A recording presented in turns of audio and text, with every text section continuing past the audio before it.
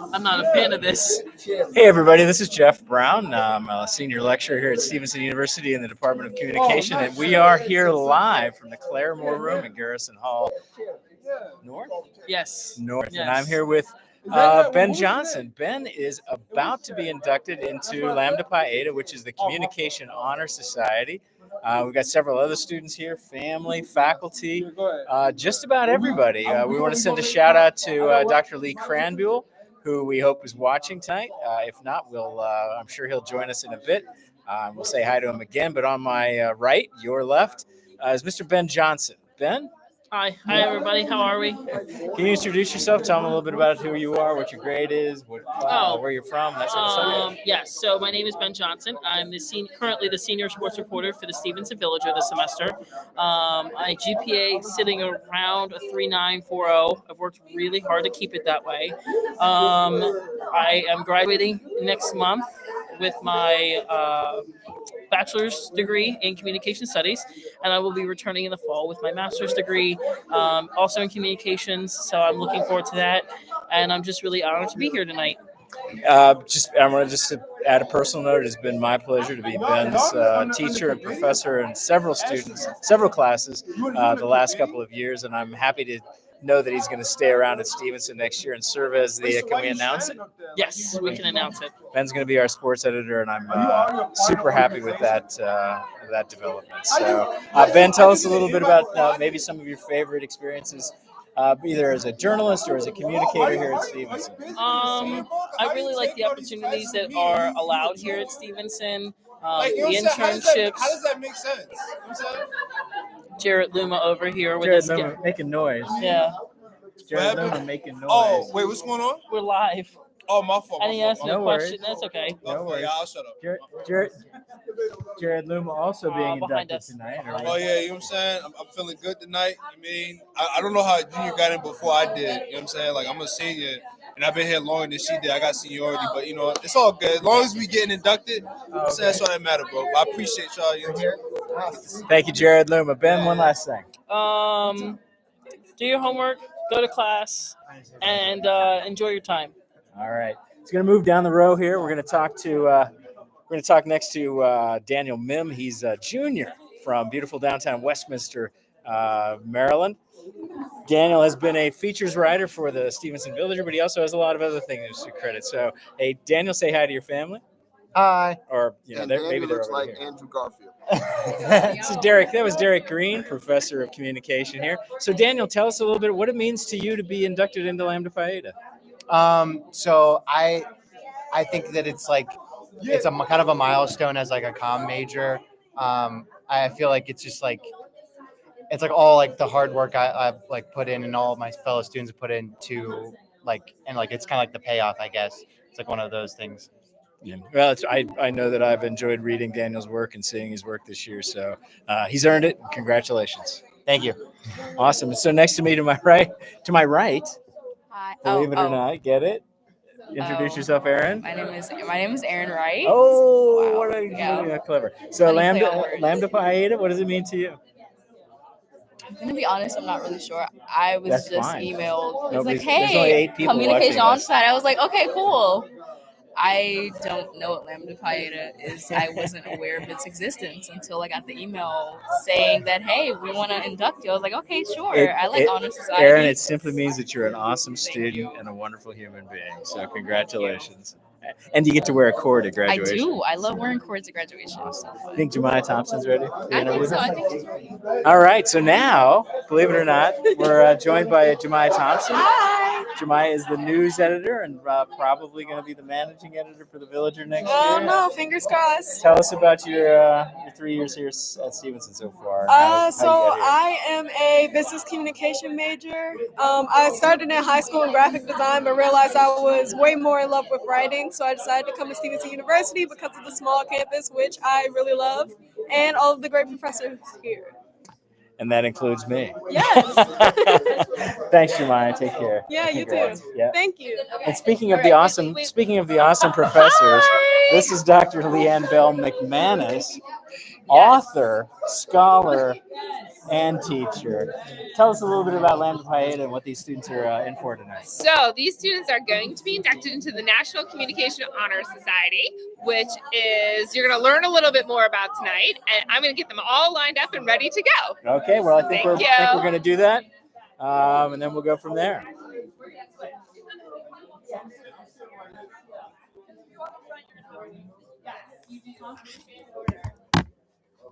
All right, we're setting things up, ready to actually watch the ceremony, and we'll go from there. Hey, Ben. Hey, Ben. Say hi to everybody. Oh, Ben. hello. Hello, everybody. Ben Blum's a senior. He's going to get married in a couple months. July, so like a couple months.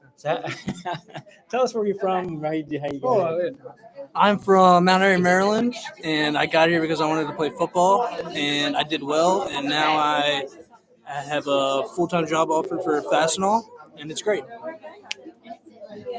Who's this? We done flipping? We got like 3 people watching, so Okay. Anyway. Very cool. It is. All right. So those that are being inducted, this is how it's going to go.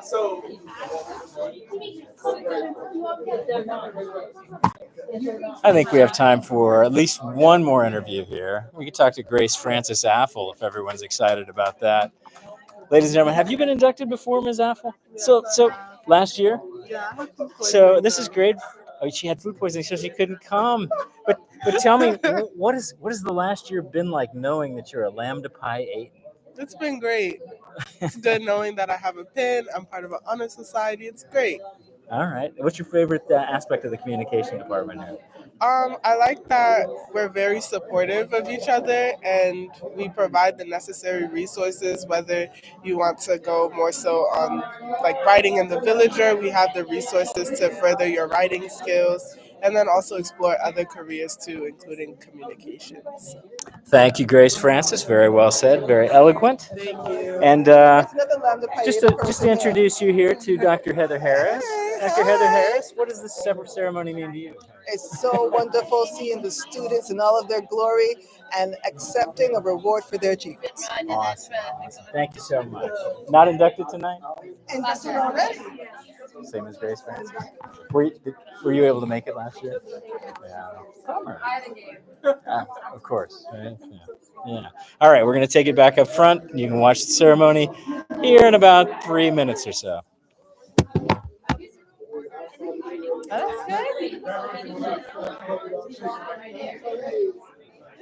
Oh,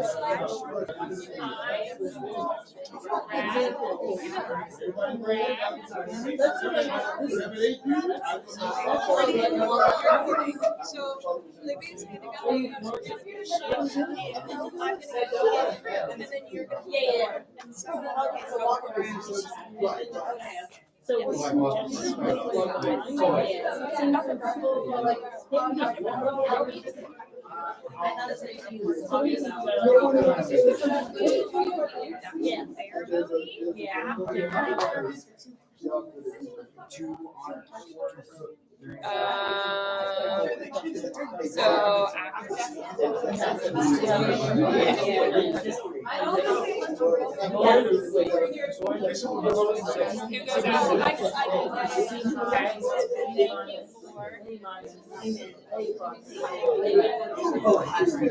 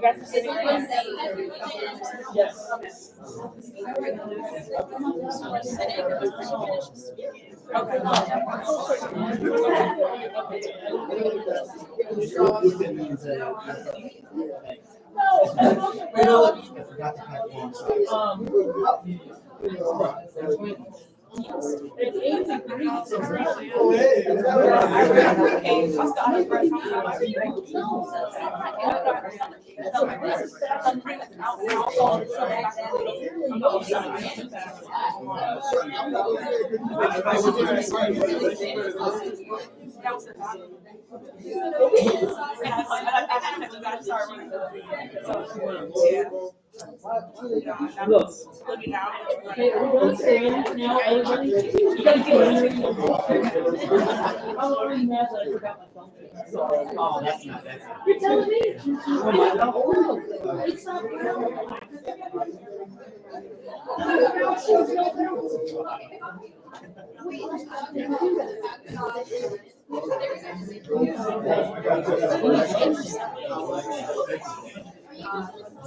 I can do it like that. In the back of the room.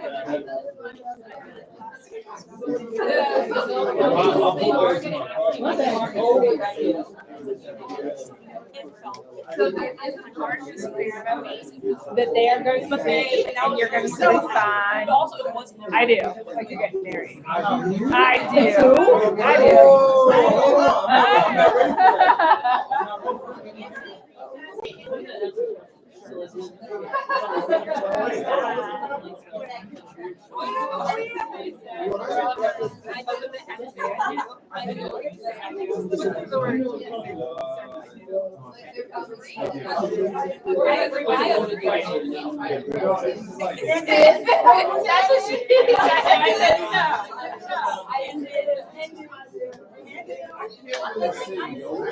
I use what you're all saying. You said it all together. We said it separately. All together. And do you promise to work towards the achievement of the goals of Lambda Pi Eta, and then down by the national policies and procedures of Lambda Pi Eta? She will pause after Pi Eta, and then you guys say, I do.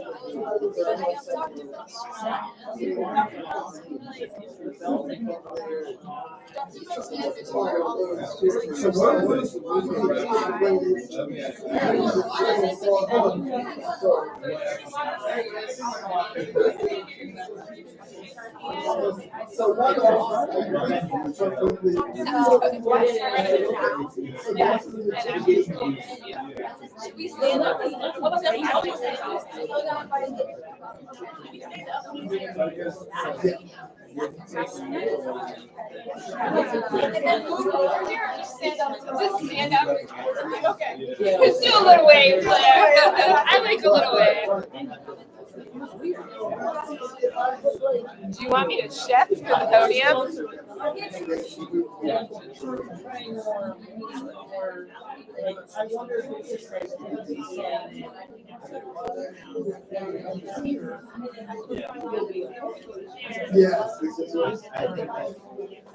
So it looks like we're ready to go. The first speaker is going to be Dr. Leanne Bell McManus.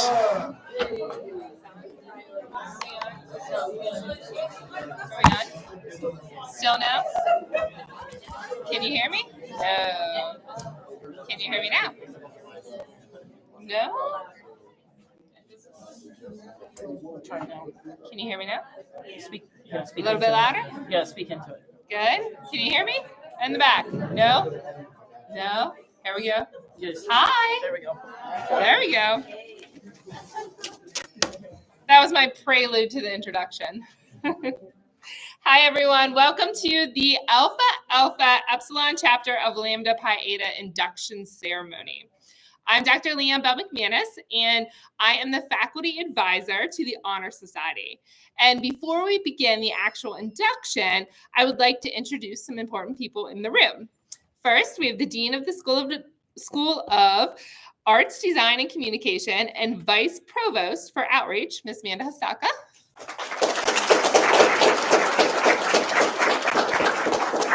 Next to her, we have Dr. Derek Green. We have Dr. Harris and Professor Jeff Brown. These are the faculty members who teach the wonderful students who are in our front row and who will be inducted tonight into this prestigious honor society. And I think one of the things that makes Stevenson University so special are the people here at Stevenson. Some of those great people are our former members of LPH who will be running our ceremony today. So I would like to introduce them. First, we have Libby Kearns, Ashlyn Toppin, Maya Townsend, and Claire Ashman. I would now like to invite Libby up to the podium to introduce our guest speaker. Every induction ceremony starts with a former Lambda Pi Eta member who was inducted, we'll just say a couple years ago, 5 years ago, into this honor society. So Libby, please come to the podium.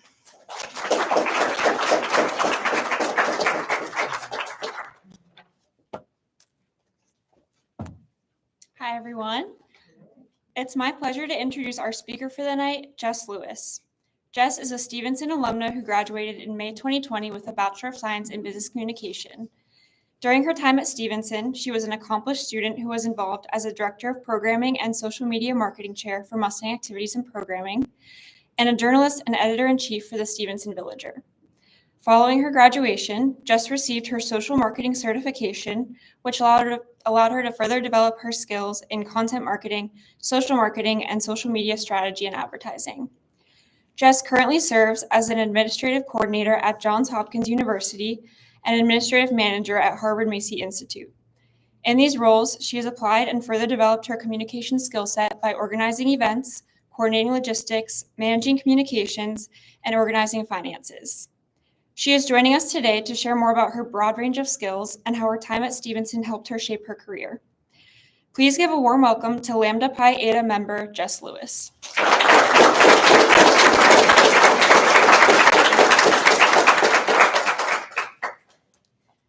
Hi, everyone. Thank you so much for the introduction, and thank you to Dr. Bell for inviting me to speak tonight. It's really great to be back. It's been a while.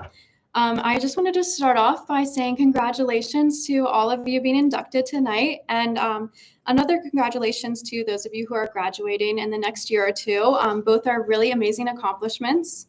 And whether you are going into your career after this or moving on to grad school, it's a massive transition point in your life that is really a great experience and also can be challenging at times. And it was initially a little bit more challenging for me than I expected.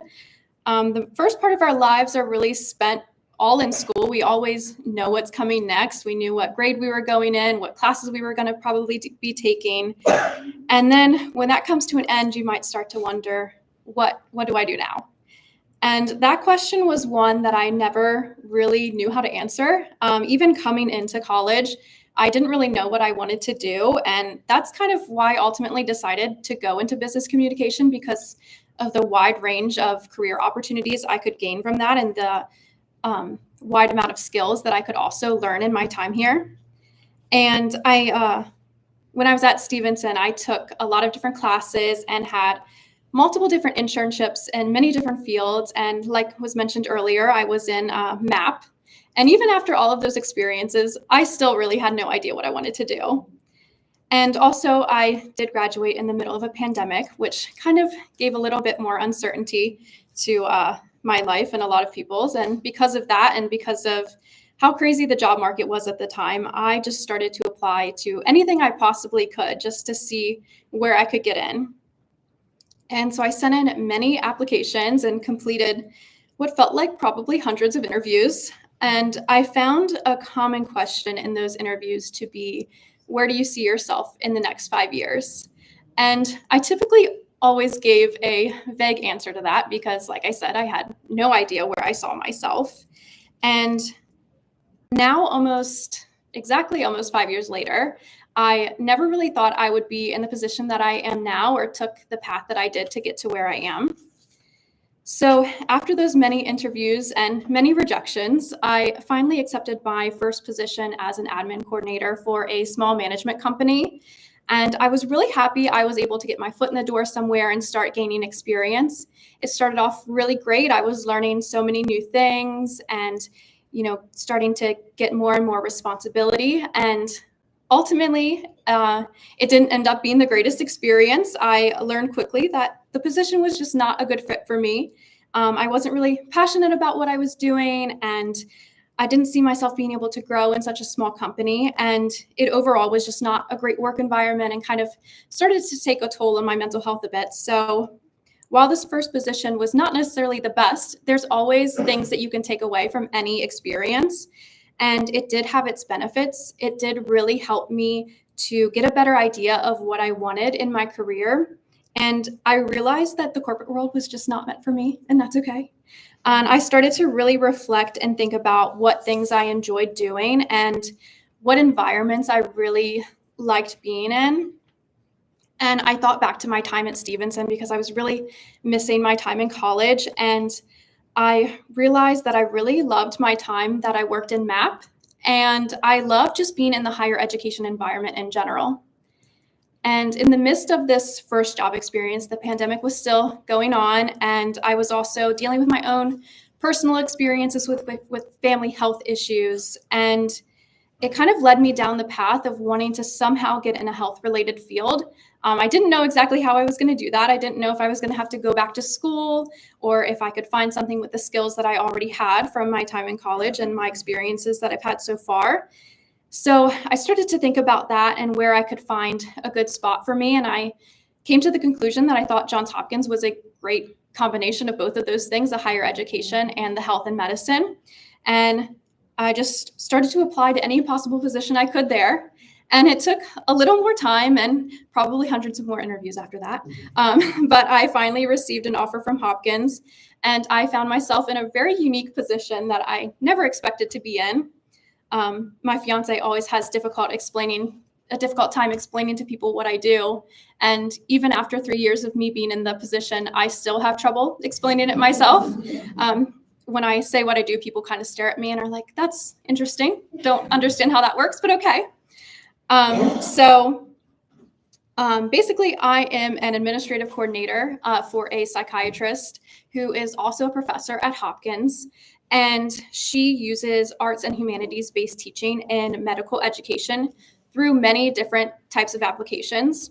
The main focus of our work is to provide opportunities for physicians at all levels of their training, from pre-medical students all the way to high-level faculty, and to really explore the questions of what it means to be human, to be a physician, and to lead a good life. A big issue in medical education and medical practice in general is this imbalance between the technical aspects of medicine and the human caring parts of it as well.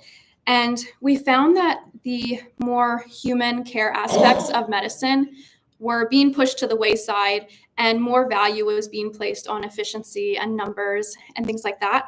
So exploring the arts and humanities can help doctors learn a better balance between the two and kind of learn how to give better overall care and essentially become more human.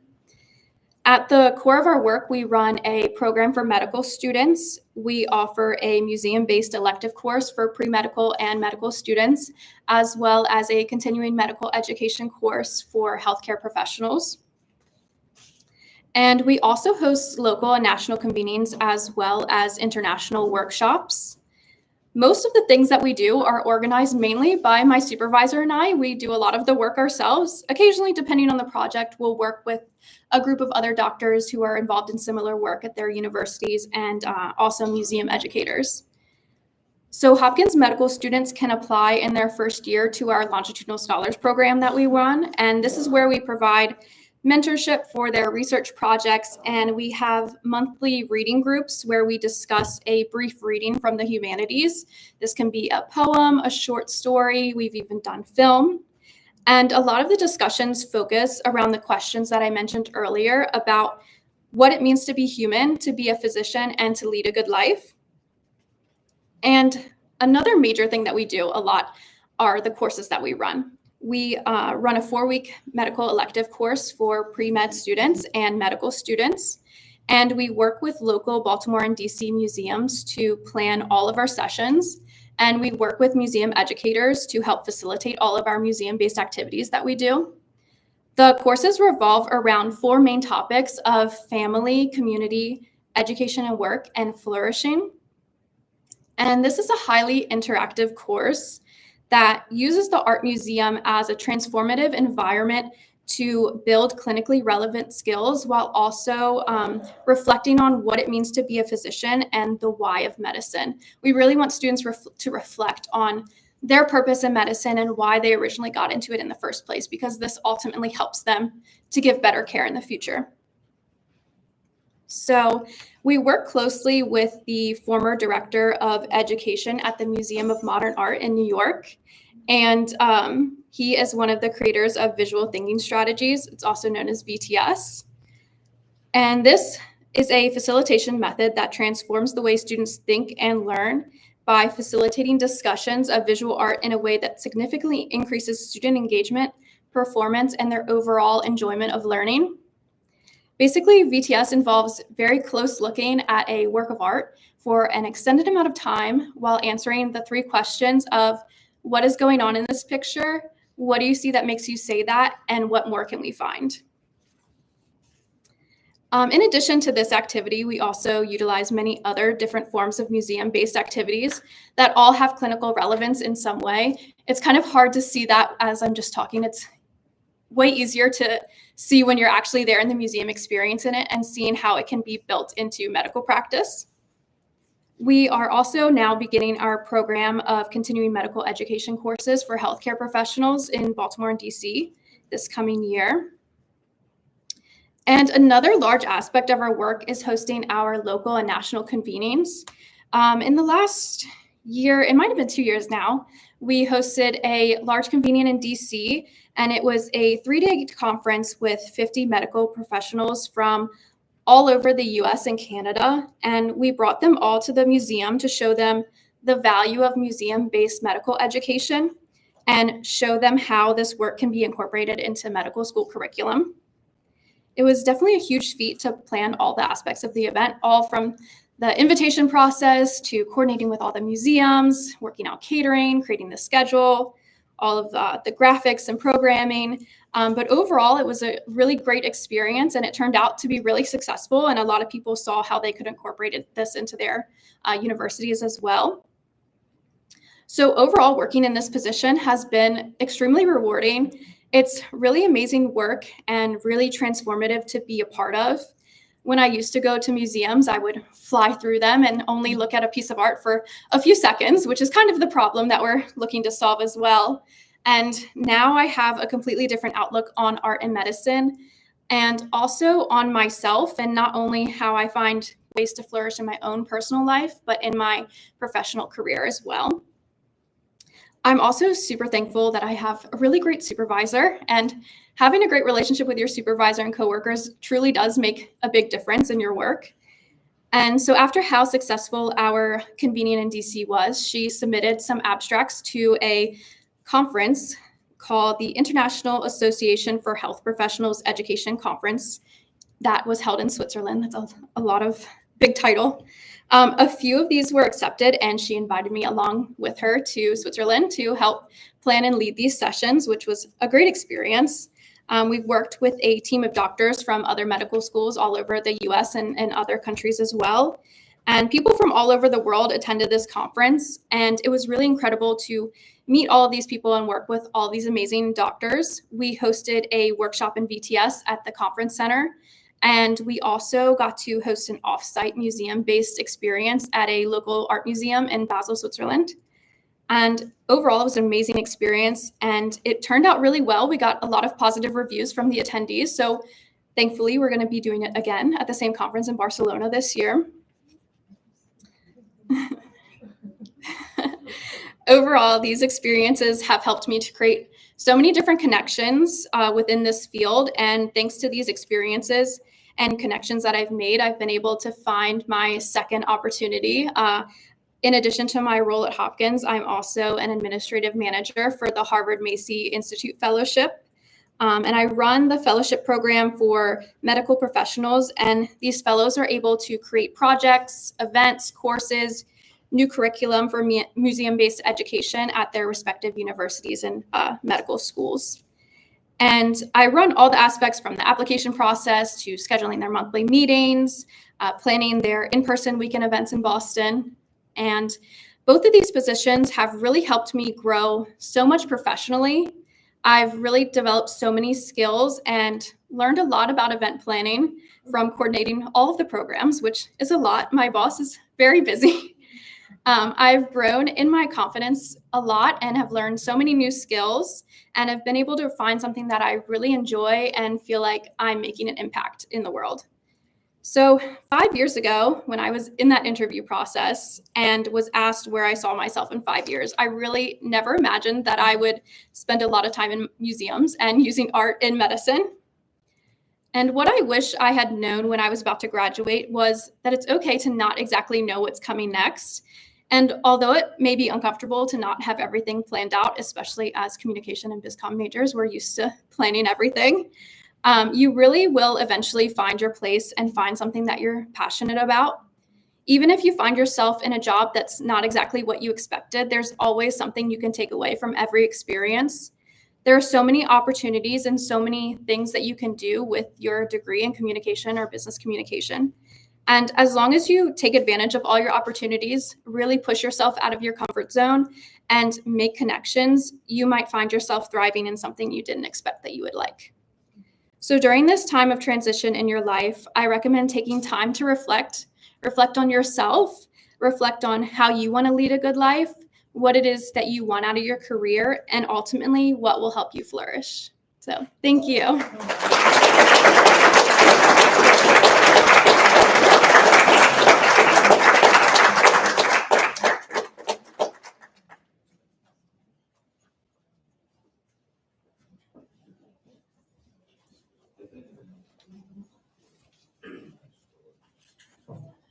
Thank you, Jess, for those words of wisdom. I hate to bring you back up here, but we have a gift to thank you for coming out and sharing your insights with us. It's really good to hear that sometimes the path doesn't have to be linear.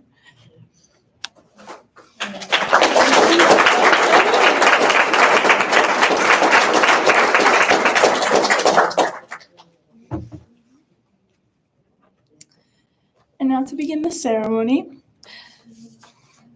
The name Lambda Pi Eta is represented by the Greek letters L, lambda, P, pi, and H, eta, symbolizing what Aristotle described in his book Rhetoric as the three modes of persuasion: logos, meaning logic, pathos, relating to emotion, and ethos, defined as character, credibility, and ethics.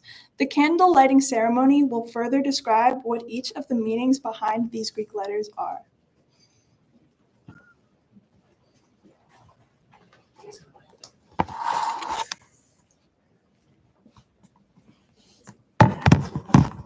Lambda Pi Eta was founded by students of the Department of Communication at the University of Arkansas. It was then formally endorsed by the faculty member and founder Dr. Stephen A. Smith in 1985. The Speech and Communication Association, now the National Communication Association, established a Lambda Pi Eta as an affiliate organization as the official National Honor Society for outstanding students in communication in 1994. In February 1996, Lambda Pi Eta was inducted into the Association of College Honor Societies. Today, there's over 600 chapters of Lambda Pi Eta.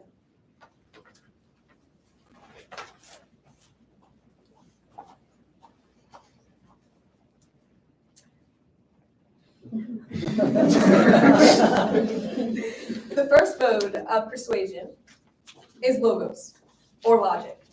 In all aspects of scholarship and its application to one's life, logic plays a major role in deliberations and problem solving.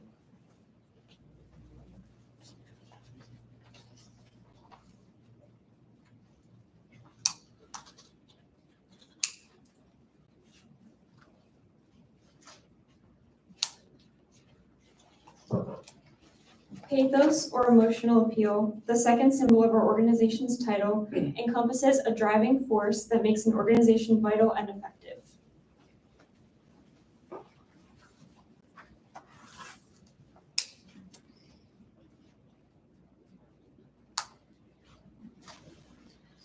And the last mode of persuasion is ethos, or character credibility and ethics. Aristotle sees character credibility as a primary means of effecting change in society and in one's life. Thus, it is appropriate that ethos is a major symbol of Lambda Pi Eta and its 6 goals.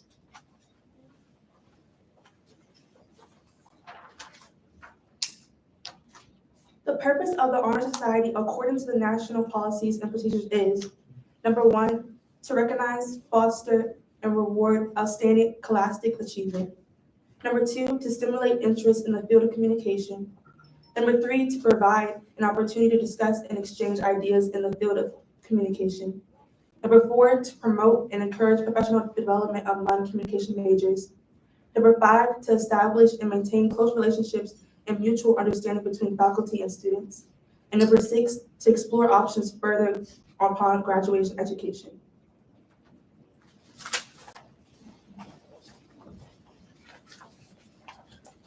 The membership in Lambda Pi Eta is composed of undergraduate students who have delegated an interest in the field of communication and have achieved a high level of academic excellence. To be eligible for membership, students must have completed 60 semester hours in undergraduate courses, have accumulated, big word, grade point average of a 3.0, and have completed equivalent of 12 semester hours in communication courses. Have a grade point average that is at least 3.25 in these courses, and be currently enrolled in a full-time student and in good standing with their institution. As I call your name, please step forward and receive your cords, pen, and certificate.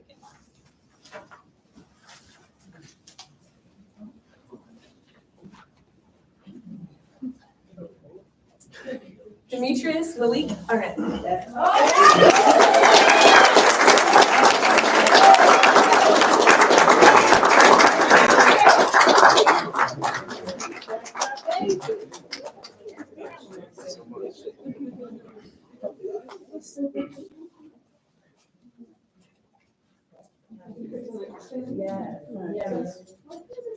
All right. Ashley Dong Bagnell.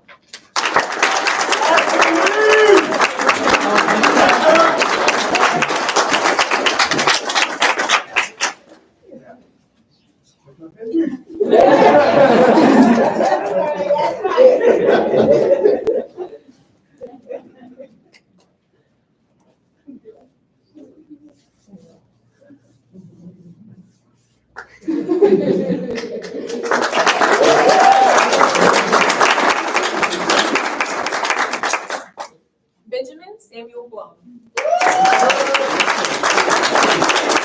Yeah.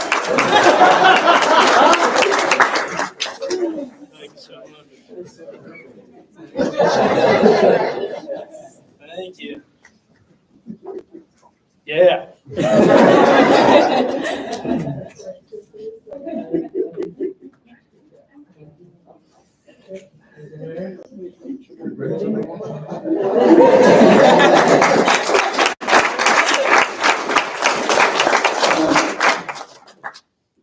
Emily Grace Clark.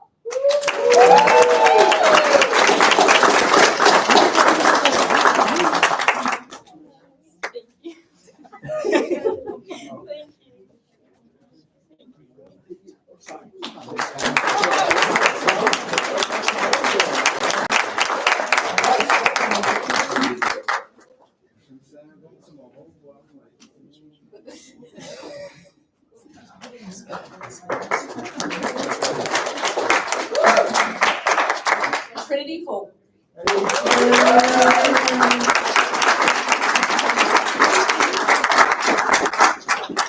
So pretty.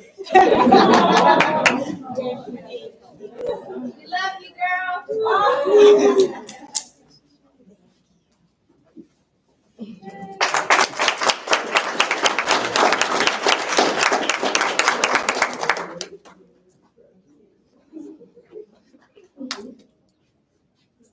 Benjamin Johnson.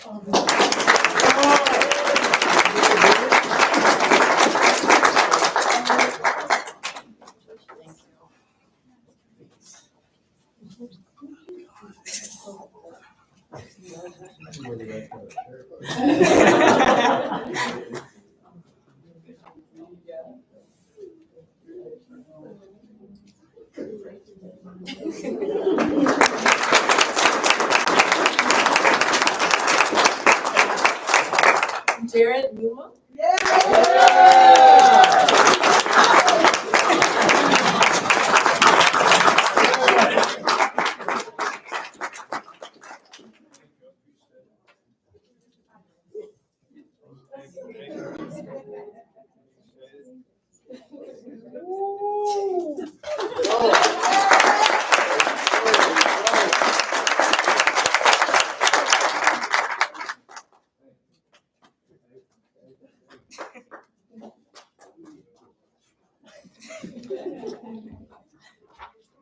Daniel J. Mim.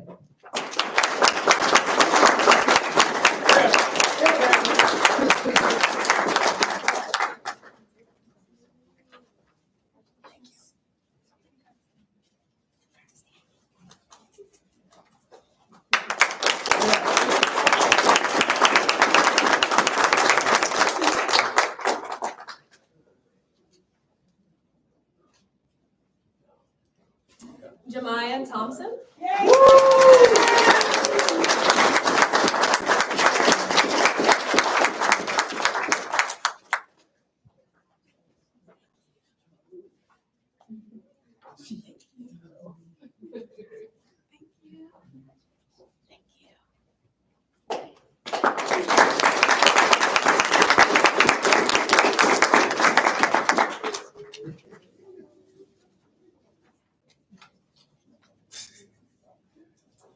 And Aaron N. Bright.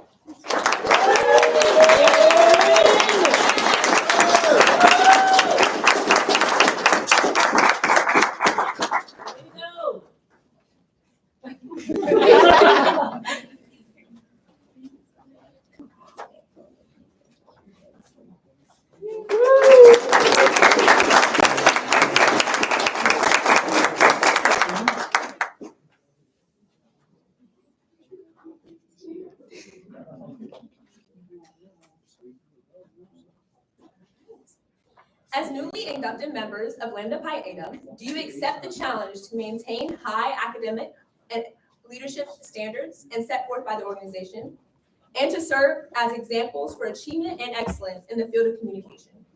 And do you promise to work towards the achievement of the goals as set down by the national policies and procedures of Lambda Pi Eta? I do.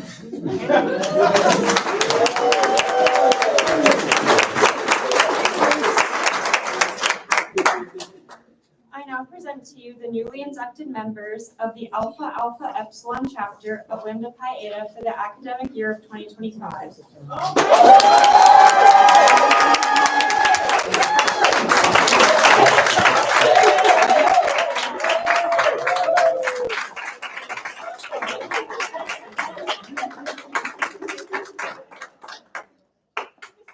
On behalf of Lambda Pi Eta and the Alpha Alpha Epsilon chapter, welcome.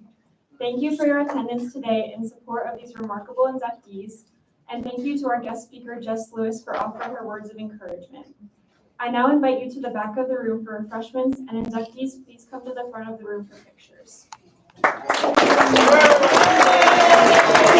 Let's see if we can get a couple quick reactions here. First, let's start with Demetrius Arnett. Hang on just a second. Demetrius, Yes. Congratulations. It's Thank been a you. ride the last couple of years. What does it mean to be a member of Lambda Pi Eta? It's an honor to be inducted to this prestigious honor society. So I'm very thankful for it as well. All my professors, such as you, for example. So thank you again. Congrats. Thank you. That's it for the night. Another successful induction. 9 amazing students here at Stevenson. Have a great night.